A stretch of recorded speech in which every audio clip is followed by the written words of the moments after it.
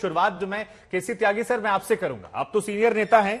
मैं कुछ खबरें पढ़ रहा था सर, 5 अक्टूबर 2017 की एक हमारे ही चैनल पर रिपोर्ट छपी थी जिसमें ललन सिंह जी ने कहा था कि मनमोहन सिंह जी ने रेलवे टेंडर की निष्पक्ष जांच नहीं करवाई। बहुत सारे सबूत उन्होंने दिए, बहुत सारी बातें कही और ये कहा, उस रिपोर्ट को मेरे सामने मैंने रखा भी है, जिसमें वो कहते हैं कि अगर जांच सही तरीके से हुई होती तो ये परिवार पहले ही जेल की सलाखों के पीछे होता। आज वो वही ललन सिंह कह रहे हैं कि ये सरकार दुर्भावना से काम कर रही है। तो या तो मनमोहन सिंह के दौर में वो गलत और झूठ बोल रहे थे, या फिर आज वो राजनीतिक लाभ के चलते ये बयानबाजी दे रहे हैं। आप कैसे देख रहे हैं इसे? शुभांकर जी, मैं आपके चैनल का भी और आपका भी प्रशंसक हूं, लेकिन झूठ बोल रहे हैं, इस तरह के शब्द जो हैं स्थापित होने के बाद इस्तेमाल किए जाते हैं। मैं पार्लियामेंट में रहा हूं और हमारे नेता थे अटल बिहारी वाजपेयी, संसद में किसी ने कह दिया कि आप झूठ बोल रहे हैं तो उन सदस्य को माफी मांगनी पड़ी थी। मैं क्यों झूठ बोलूंगा, मैं किसके लिए झूठ बोलूंगा, इस झूठ से मुझे क्या फायदा है। तो मेरा मित्र आपसे भी बहुत नम्र निवेदन है कि झूठ जैसे जो शब्द हैं वो गरिमापूर्ण नहीं होते। मैं इससे अधिक कुछ नहीं कहना चाहता। पूर्णतः सम्मान के साथ ये शब्द वापस लेते हुए सवाल दूसरे लहजे में सर कि दोनों बयानों में इतना विरोधाभास क्यों? मनमोहन सिंह जी की सरकार के समय जो बयान थे और अभी मोदी जी की सरकार के समय जो बयान है। तो शुभांकर जी, मैं इसकी एक वानगी आपको और पेश कर दूं। खुशबू सुंदर जी हैं जो इसमें महिला आयोग की सदस्य हैं।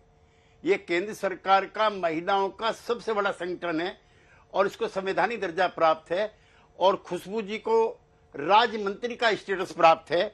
उनका 2018 का ट्वीट है और उसमें ट्वीट ने कहा है, यहां मोदी वहां मोदी, जहां देखो मोदी, लेकिन ये क्या, हर मोदी के आगे भ्रष्टाचार सरनेम लगा हुआ है। मोदी मतलब भ्रष्टाचार, चलिए मोदी का मतलब भ्रष्टाचार कर देते हैं।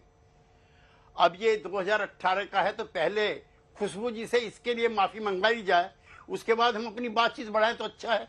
खैर, मैं आपकी बात पर आता हूं।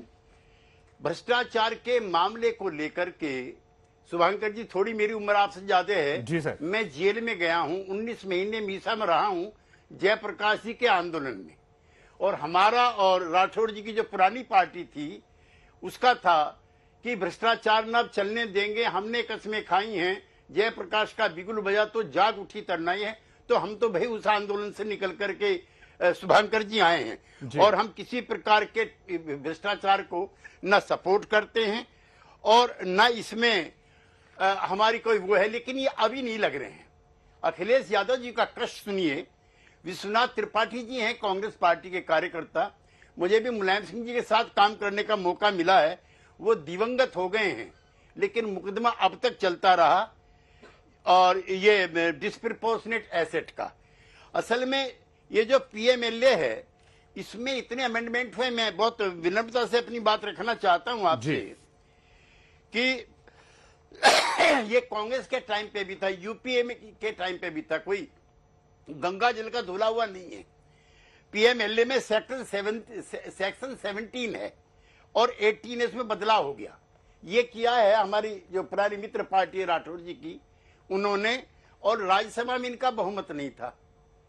तो मनी बिल एक होता है, चूंकि मैं दोनों सदनों में रहा हूं तो थोड़ा मैं आपकी जानकारी में दे दूं, और मनी बिल को राज्यसभा से पास कराने की जरूरत नहीं होती है। तो हमारी मित्र पार्टी का राज्यसभा में बहुमत नहीं था। अब इसके तहत छापामारी, सर्च और गिरफ्तारी कभी भी किसी की भी हो सकती है।